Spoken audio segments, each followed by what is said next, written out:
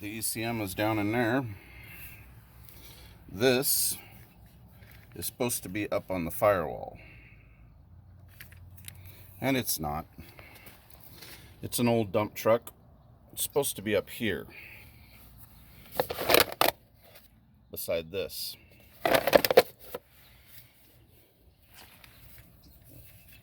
This shorted out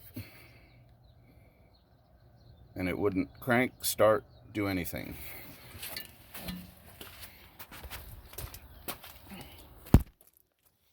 Thought maybe it was a starter solenoid because it was old and ugly looking.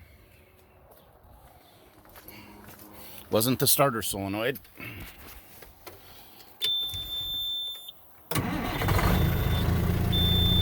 It was the relay.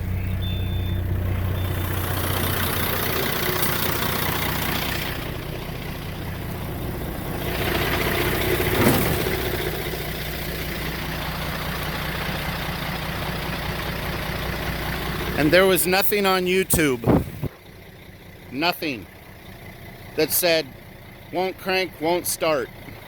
So here you go, guys. Have a good day.